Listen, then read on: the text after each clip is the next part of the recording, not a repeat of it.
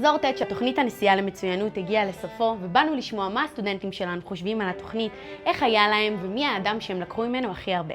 אני חושבת שהדבר הכי משמעותי עבורי היה ללמוד שגם כשאני לא נמצאת בקומפורט זון שלי, אני יכולה לקבל מזה הרבה. אני חושב שמשהו שאני לא ציפיתי זה באמת כל כך להתחבר לאנשים שפה. מכל מפגש בפרויקט הזה לקחתי ממש מכל בן אדם משהו, אם זה משפט שהוא אמר או איזשהו מסר שהוא רצה להעביר לנו. האינטראקטיביות הזו, שאלת השאלות של כולם, הייתה מצוינת בעיניי, יוצא דופן, הזדמנות לקבל נקודת מבט הרבה יותר רחבה על כל דמות ודמות. מצוינות היא כל כך מעבר, והיא לא רק אישית, ברגע שבן אדם נהיה מצוין, הוא יודע להשפיע על אנשים אחרים והוא עושה דברים מדהימים.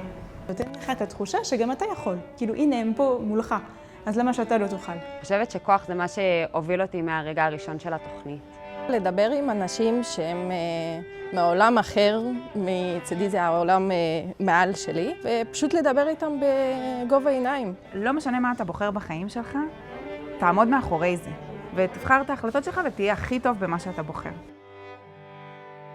נפגש עם דן שכטמן, וברגע שהוא הבין וביסס את עצמו ואת המעמד שלו ואת מי הוא החליט שהמטרה שלו זה להעביר את זה הלאה ולתת הלאה וללמד ולחנך את הדור שלנו, כי ככה אנחנו כמדינה נתפתח. הוא בעצם אמר לנו איך נהיים מצטיינים, צריך בסוף להתמקצע בתחום שלכם ובמשהו אחד ספציפי. עליי הכי השפיע המפגש עם סילביה ואילן מורנו.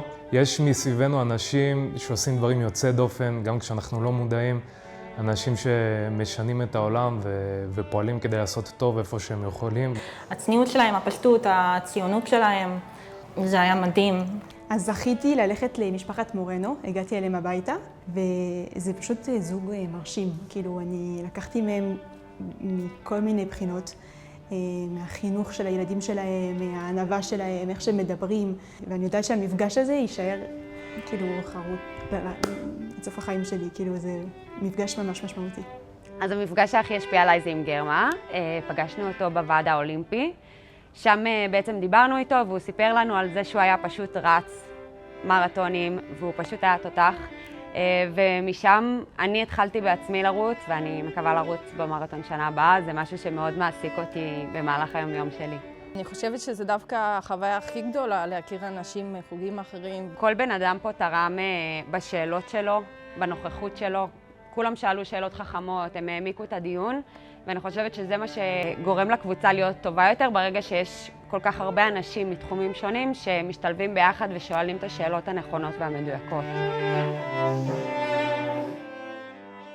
לקחתי הרבה להסתכל על דברים בחיים שלי במבט של מה אני יכולה עוד ללמוד, אז למצוא את הדבר הקטן שהוא כן קשור לתחום שלי ושאפשר לקשר אותו לחיים שלי ולאן אני שואפת להגיע.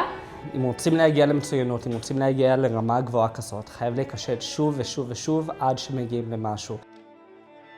הבנתי שכן יש לי את הכוח וכן את היכולת בצעדים הכי קטנים לנסות להשפיע על משהו, ואת ההתמדה, היכולת להתמיד, לעבוד קשה, ללכת אחרי חלומות. שני הערכים שעלו בצורה מאוד מאוד חזקה זה התמדה וסקרנות.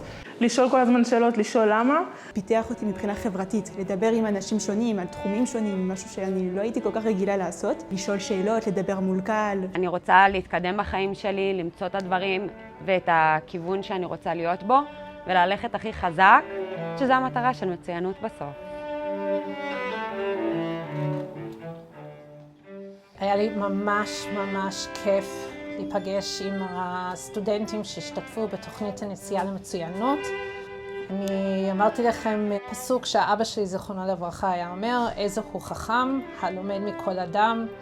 למדתי מכם הרבה, למדתי על התהליך שעברתם במהלך התוכנית, על איך למדתם שזה נכון לשאול שאלות מכל הדמויות המצוינות שנפגשתם, איך עשיתם רפלקציה ושאלתם את עצמכם איך מה שלמדתם נוגע בכם.